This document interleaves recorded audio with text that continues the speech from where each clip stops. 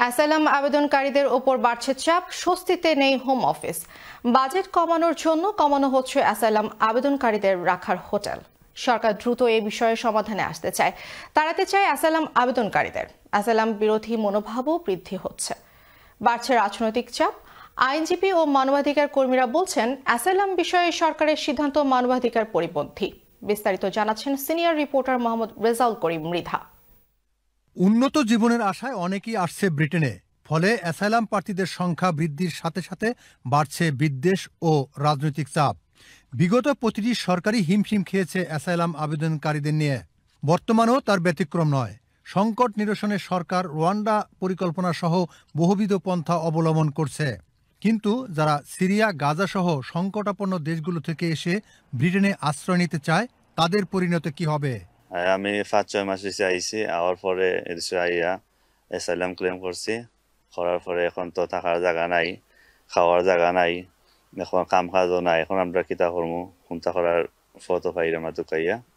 আর সরকার চাইরা আমরা যে হোটেল থাকি দূরে কোনো কারণ আর এই কারণে আমরা সেফ মনে করলাম না। আমরা চাইলাম ইউকের ভিতরে থাকতাম। ব্যয় কমাতে হোম অফিস চায় হোটেলগুলি বন্ধ করে বিকল্প ব্যবস্থা গ্রহণ করতে। শর্ত না মানলে বন্ধ করে দেওয়া হবে সহায়তা। এমন নানান জটিলতার ফাঁদে আটকে গেছে অ্যাসাইলাম আবেদনকারীরা। এই আইনজীবী বলেন, সরকার অ্যাসাইলাম আবেদনকারীদের সংকট নিরসনের পথ খুঁজছে। 24 মার্চ 2025 পর্যন্ত 109,000 অ্যাসাইলাম অ্যাপ্লিকেশন পড়ছে, যেটা গভর্নমেন্টকে এদেরকে অ্যাকোমোডেট করা অথবা সোসাইটিতে অ্যাডপ্ট করা খুবই টাফ। সেই জন্য গভর্নমেন্ট ফাস্ট ট্র্যাক পদ্ধতিতে চলে গেছে, যাতে যারা অ্যাসাইলাম সিকার তারাও সাফার না করে। এবং আপনারা জানেন, এই অ্যাসাইলাম সিকার অ্যাপ্লিকেশন কনক্লুড করতে গভর্নমেন্টের বিশাল অঙ্কের টাকা পাবলিকের ট্যাক্স থেকে ব্যয় করা হয়। তো গভর্নমেন্ট চাচ্ছে যত দ্রুত ডিসপোজাল করা যাবে, এটা তাদের ব্যয়টাও কমে আসবে।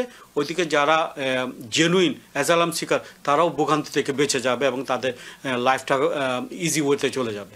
সম্প্রতি এক অ্যাসাইলাম আবেদনকারীর বিরুদ্ধে যৌন হয়রানির অভিযোগ উঠেছে। এতে করে লন্ডনের বিভিন্ন হোটেলের সামনে অনুষ্ঠিত হয়েছে বিক্ষোভ। পুলিশ বেশ কয়েকজন বিক্ষোভকারীকে গ্রেপ্তার করেছে। এভাবে বাড়ছে অ্যাসাইলাম বিরোধী মনোভাব। এছাড়া অ্যাসাইলাম আবেদনকারীদের বিরুদ্ধে স্প্যান কার্ডেরও অপব্যবহারের অভিযোগ রয়েছে। এই অভিযোগ প্রমাণিত হলে বন্ধ করে দেওয়া হবে আর্থিক সহায়তা।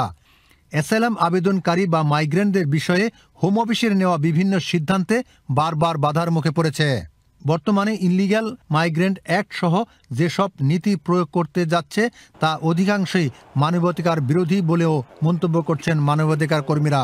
এদেশে যেহেতু বিভিন্ন দেশ থেকে মানুষ নির্যাতিত হয়েই আসে, নির্যাতিত মানুষ যদি এদেশে আবার নির্যাতনের শিকার হয়, তাদের নিরাপত্তা নিয়ে ভুগে, তাহলে কিন্তু মানবতা বলতে তো কিছু থাকলোই না। তাই আমরা লেবার সরকারের প্রতি উদাত্ত আহ্বান জানাচ্ছি, তাদের পক্ষে তাদেরকে যেন থাকা খাওয়ার একটা সুব্যবস্থা করা হয়, বাহিরের কোনো রাষ্ট্রের যেন তাদেরকে পাঠিয়ে না দেওয়া হয়। যদি না দেওয়া হয়, তাহলে কিন্তু ভবিষ্যতে আমরা তাদের ওই নির্যাতিত মানুষের পক্ষে কিন্তু ভয়েস রেজ করতে বাধ্য হব। অ্যাসাইলাম আবেদনকারীদের নিয়ে উভয় সংকটে হোম অফিস। একদিকে সীমান্ত নিরাপত্তা, অন্যদিকে মানবাধিকার অধিকার ও ন্যায় বিচার। এই সংকটে পড়ে হাজার হাজার মাইগ্রেন্ট অনিশ্চয়তায় দিনপাত কাটাচ্ছে। এর সমাধান কি, তার কোনো পরিষ্কার নির্দেশনা নেই হোম অফিসের কাছে। Mohammad Rezaul Karim Mridha, channel S news, London.